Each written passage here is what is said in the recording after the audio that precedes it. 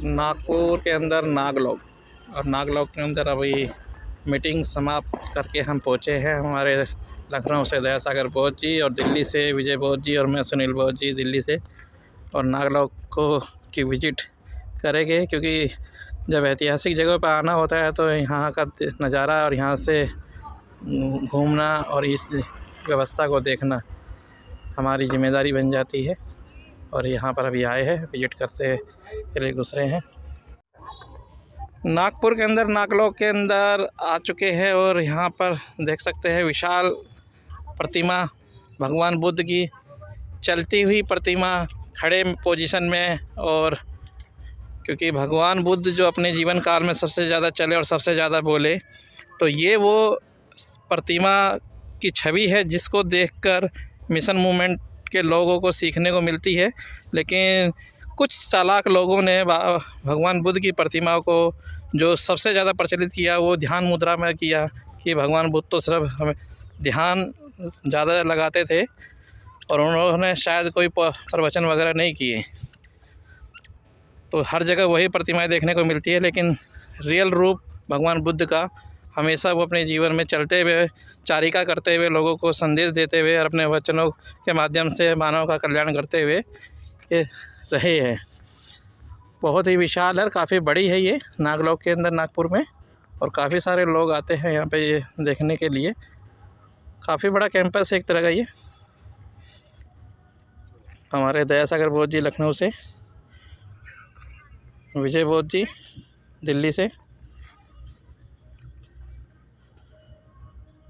और पूरे प्रांगण में इसमें कई प्रतिमाएं लगी है। बाबा साहब की भी लगी है, लाठी पकड़े हुए चलते हुए, यानी कि बुद्ध के लेफ़्ट साइड पर आप देखोगे तो उधर से आते हुए, यानी कि बुद्ध की शरण में जाते हुए ये संदेश दिया गया है।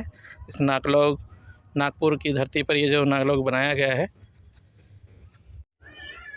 नागलोक का दूसरा हिस्सा जहाँ पर आप बैकग्राउंड में म्यूजिक सुन रहे होगे, म्यूजिक मीन्स आपका वंदना हो रही है सामूहिक रूप से।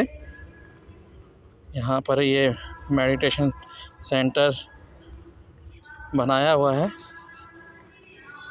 और ये देखिए लोग बैठे हैं और सामूहिक वंदना कर रहे हैं।